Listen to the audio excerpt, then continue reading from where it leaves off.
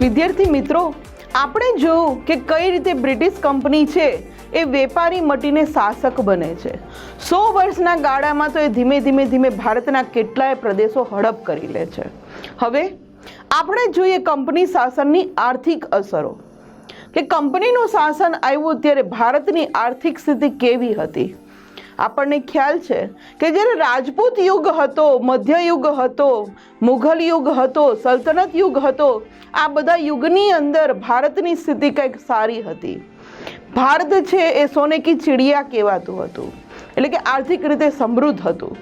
પણ આ British company છે એ તો વેપારી પ્રજા હતી, અને વેપારીનો એક જ એમ હોય છે કે ગમે એમ કરી અને નફો વધુ કમાવો. હવે જ્યારે આ વેપારી પ્રજા શાસક બને છે ત્યારે ભારતની અંદર શું આર્થિક પરિસ્થિતિ થાય છે, ચાલો આપણે એની માહિતી મેળવીએ. છેલ્લી સદીઓથી આર્થિક રીતે સમૃદ્ધ ભારત કહેવાય છે કે છેલ્લી ઘણી સદીઓથી, કેટલા વર્ષોથી ભારત છે એ સમૃદ્ધ હતું. આ સમૃદ્ધ ભારત હવે કેવું બન્યું તો કે ગરીબ અને કંગાળ દેશ બની જાય છે. કારણ કે ભારતના જે કારીગર હતા, ભારતની જે સમૃદ્ધિ હતી, એમ કહેવાય છે બ્રિટિશરો અહીંથી સ્ટીમરો ભરીને આપણું ધન છે એ ઇંગ્લેન્ડ ભેગું કરી દે છે અને પોતાના દેશને સમૃદ્ધ બનાવે છે. અને અહીંની પ્રજા છે એને વ્યવસ્થિત રીતે કામ નથી કરવા દેતી. અહીંના કારીગરો છે એનું કામ છે એ પાંગી પડે છે, જેના કારણે વ્યક્તિ છે એ કમાઈ નથી શકતો એટલે ધીમે છે એ પોતે ગરીબ બનતો જાય છે. અને પોતે જ્યારે ગરીબ બને છે ત્યારે આખો સમૂહ છે એ આપણો આખો સમૂહ છે એ કંગાળ દેશ તરીકે ઓળખાય છે. તો આ કંગાળ દેશ બનાવનાર જો કોઈ હોય તો એ હતા આપણા બ્રિટિશરો. 100 વર્ષના શાસનકાળમાં એ શું કરે છે તો કે આપણે ખાલી ઇંગ્લેન્ડ માટે કાચો માલ તૈયાર કરવો એવો દેશ બની ગયો હતો.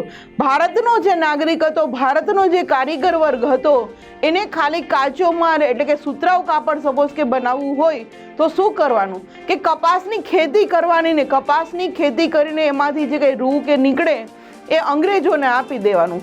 એમાંથી એ વણી અને આપણે કાપડ બનાવવાનું નહોતું.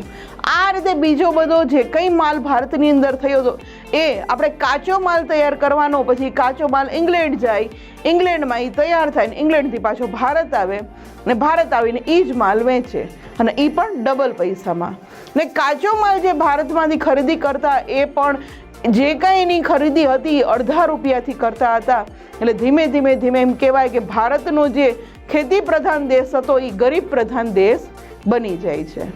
આ ઇમેજની અંદર આપણે જોઈએ છીએ કે ઇંગ્લેન્ડના જે લોકો બ્રિટિશરો હતા એ ધીમે આપણા પૈસા ત્યાં લઈ જાય છે અને ઇંગ્લેન્ડને સમૃદ્ધ બનાવે છે, ત્યારે આપણા ભારતને એકદમ ગરીબ બનાવી દે છે. આ ઇમેજની અંદર આપણે જોઈ શકીએ છીએ. ઈસવીસન 1708 થી લઈને 1756 સુધી બંગાળની અંદર સુતરાઉ કાપડ, કાચું રેશમ, ખાંડ, શણ, મલમલની નિકાસ કરતું હતું. આપણે વાત કરી હતી ને કે સિરાજુદ્દૌલાનું શાસન હતું, તો સિરાજુદ્દૌલા છે એ ખૂબ જ સારો શાસક હતો. તો બંગાળની અંદરથી એમ કહેવાય અત્યારે જેમ આપણું ગુજરાત સમૃદ્ધ છે એ સમયની અંદર બંગાળ પણ એક સમૃદ્ધ હતું. ત્યાંથી કેટલી બધી વસ્તુ છે એની નિકાસ થતી હતી. નિકાસ થાય એટલે આપણને સામે પૈસા મળે, અને આ રીતે આપણી આર્થિક સમૃદ્ધિ છે એ ખૂબ જ સારી હતી. પણ આપણે જોયું કે 1757ની અંદર જ્યારે પ્લાસીનું યુદ્ધ થાય છે, સિરાજુદ્દૌલા મરી જાય છે, ત્યારે શું થાય છે કે અંગ્રેજ શાસનની શરૂઆત થઈ છે, અને પછી આ બંગાળની પરિસ્થિતિ છે એ બંગાળ છે એ કંગાળ દેશ બની જાય છે. બંગાળ છે એ આ સમયની અંદર ઘણા બધી વસ્તુ છે, કાચું રેશમ, ખાંડ, શણ, મલમલ, સુતરાઉ કાપડ, બીજી ઘણી બધી વસ્તુઓ છે વિદેશની અંદર પોતાનો માલ મોકલતી અને વિદેશનું નાણું પોતે સ્વીકારતી. ત્યાર પછી શું થયું તો આપણને ખબર જ છે, અંગ્રેજો આવ્યા એટલે આખી પરિસ્થિતિ બદલાઈ ગઈ. હવે શું કર્યું આ બંગાળનું આ લોકોએ તો કે ત્યાં દ્વિમુખી શાસન પદ્ધતિથી બંગાળ છે આર્થિક રીતે નબળું પડી ગયું. અંગ્રેજોએ શું કર્યું કે આ અવડા મોટા વિશાળ પ્રદેશ ઉપર એને એવું લાગ્યું કે આપણે શાસન કરી શકીએ એમ નથી, એટલે બંગાળના 2 ભાગલા કરી નાખે છે, જેને બંગભંગ તરીકે પણ આપણે ઓળખીએ છીએ. આ ઇમેજની અંદર આ બ્રિટિશરોનો જે ત્રાસ હતો બંગાળની અંદર એ આપણે જોઈ શકીએ છીએ. આગળ વાત કરીએ તો કંપની છે એ જ્યારે પોતાના હાથમાં શાસન આવે છે એટલે શું કરે છે, અન્યાયી મહેસૂલ નીતિ અન્યાયી મહેસૂલ નીતિ, એટલે મહેસૂલ ભરવાનું હતું આપણા રાજાઓને જ્યારે ત્યારે ન્યાયપૂર્વક લેતા કે ભાઈ જે કંઈ ઉપજ થાય છે ઉપજ થાય તો જ મહેસૂલ લેવાનું. પણ અંગ્રેજોની નીતિ એવી હતી કે તમારી પાસે નફો થાય કે નુકસાન અમને તો તમારે દેવું જ પડશે.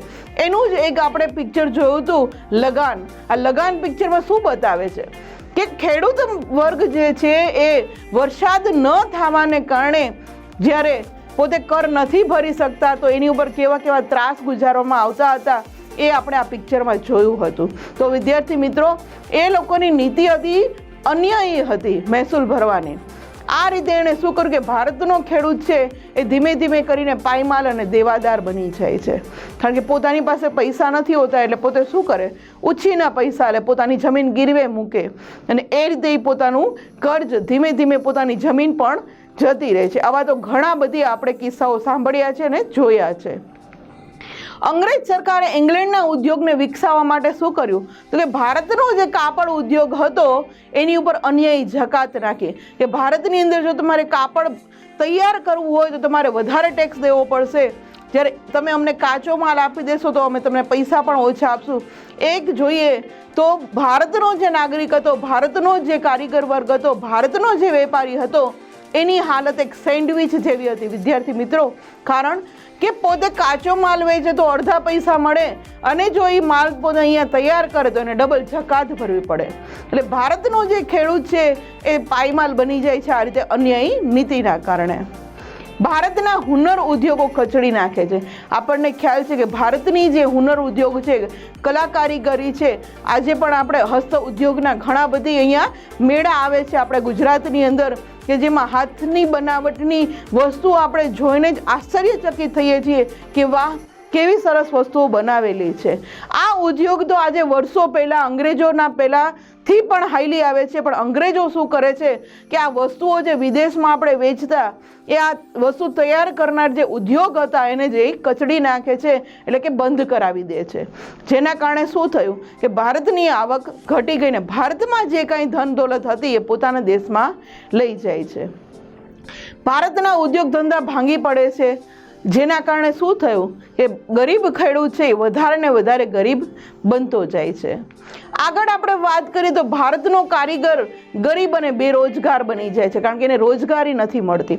આપણે ખ્યાલ છે કે જ્યારે ગુજરાતની અંદર સિદ્ધરાજ જયસિંહ છે એ શું કરે છે કે એ જમાનાની અંદર એટલે આજથી લગભગ માનો કે 1000 વર્ષ પહેલાં સિદ્ધરાજ જયસિંહ છે એ પોતાના રાજ્યની અંદર પાટણની અંદર એની રાજધાની જે હતી પાટણમાં પોતે પટોળા બનાવનાર એટલે કે જે કારીગર વર્ગ હતો એ 800 કારીગરોને પોતાની રાજધાનીમાં બોલાવે છે અને કારીગરોને પાસે આ તૈયાર કરાવે છે, ઉદ્યોગ તૈયાર કરાવે છે. અને આજે પણ એ 1000 વર્ષ પછી પણ પાટણના પટોળા એટલા જ પ્રખ્યાત છે. તો ભારતનો જે કારીગર હતો એને કામ મળતું હતું એટલે એ કામ કરતો હતો, પણ અંગ્રેજોએ આવીને શું કર્યું કે ગરીબોનું એનું જે કામ હતું કારીગરનું એ જ બંધ કરી દીધું, જેને કારણે એ બેરોજગાર બની ગયો. હવે એની પાસે રોજગાર જ નથી તો એ જેની પાસે પૈસા જ નથી આવતા એ માણસ શું કરે તો કે ધીમે ધીમે જ્યાં સુધી પૈસા છે ત્યાં સુધી વાપરે ને પછી ગરીબ પરિસ્થિતિમાં પોતે મુકાઈ જાય છે. કંપનીના ખાનગી વેપારી જે કંઈ હતા એ બંગાળના કારીગરો પાસે જબરદસ્તી શું કરતા હતા કે કોન્ટ્રાક્ટ લખાવતા કે તમારે અમને આટલું કાપડ તો વણીને આપવાનું જ છે, અને જો એમ ન કરે તો શું કરતા કે એને ફટકા મારવાની, જેલમાં મોકલવાની એવી બધી સજા કરવામાં આવતી.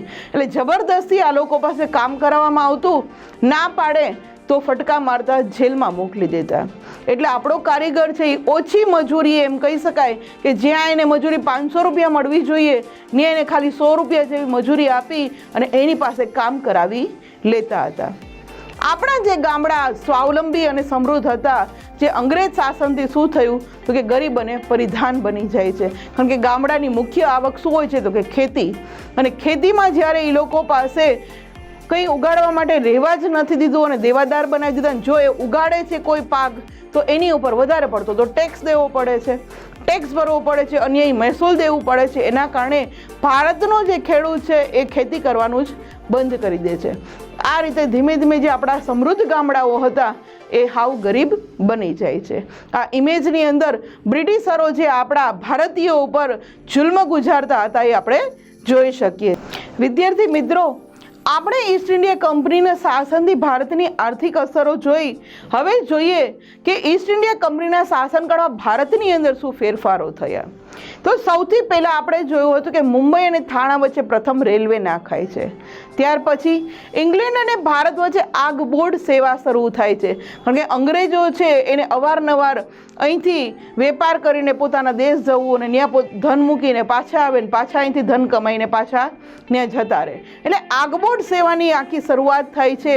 ત્યારબાદ મુંબઈ, મદ્રાસ, ચેન્નઈ, કોલકાતા જેવા મહાબંદરોનો વિકાસ થાય છે, કારણ કે આ લોકો કાચો માલ અહીંથી વહાણ ભરી ભરીને ઇંગ્લેન્ડમાં લઈ જતા. ઇંગ્લેન્ડના જે કંઈ ઉદ્યોગો હતા ત્યાં કાચા માલની ઉપર પ્રોસેસ કરી અને નવો માલ તૈયાર કરતા પાછો એ માલ ભારતમાં આવીને જ વેચતા હતા.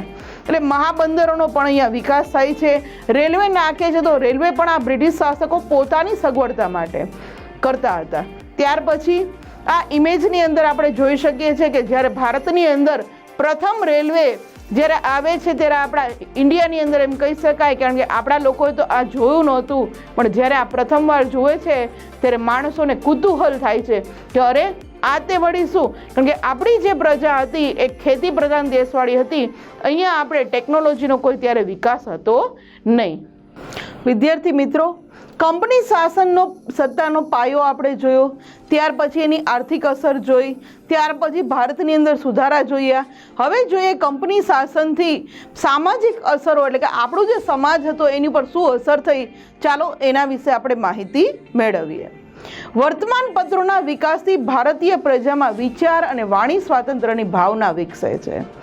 કારણ અંગ્રેજો આવ્યા એ પછી તો આપણે ત્યાં અહીંયા સમાચાર પત્રો શરૂ થયા, ત્યાં પછી તો મેગેઝિન શરૂ થયા.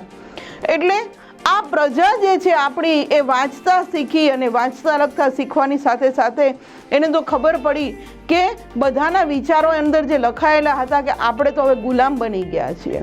હવે આપણે શું કરવું જોઈએ? તો ધીમે ધીમે એવા લેખકો હતા જેના લેખો વાંચીને પ્રજાને ખબર પડે છે કે આપણે હવે સ્વતંત્રતાની જરૂર છે.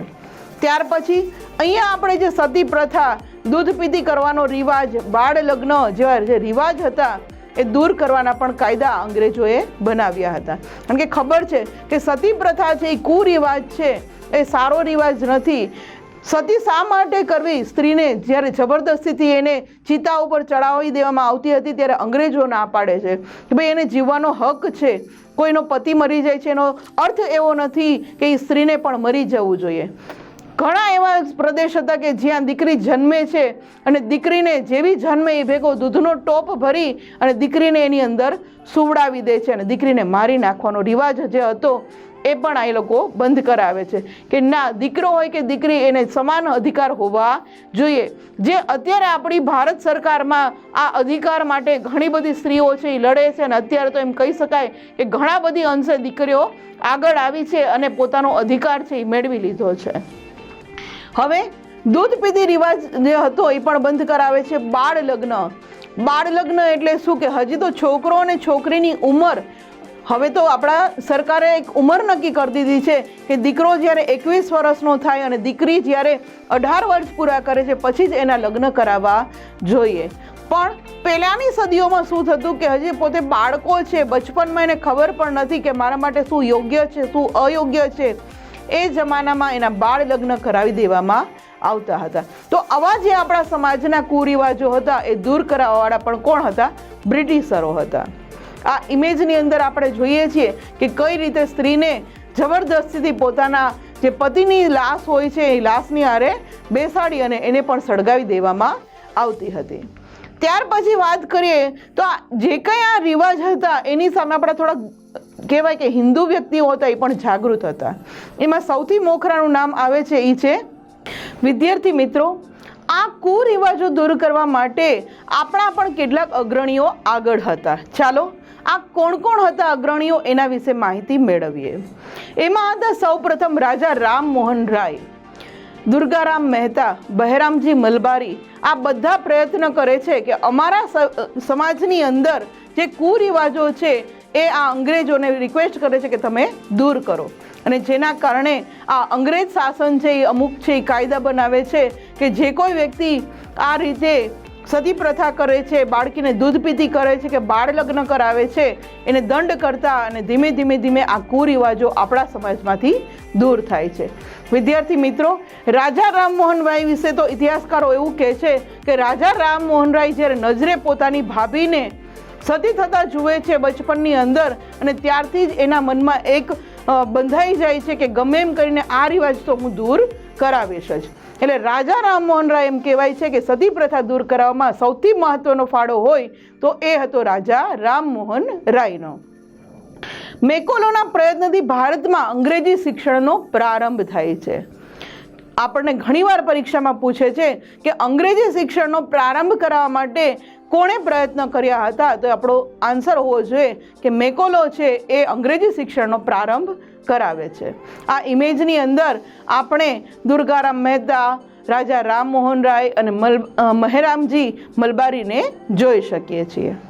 વિદ્યાર્થી મિત્રો, ત્યારબાદ વાત કરીએ તો ચાર્લ્સ વુડની ભલામણથી મુંબઈ, મદ્રાસ અને કોલકાતામાં યુનિવર્સિટીઓ સ્થપાય છે.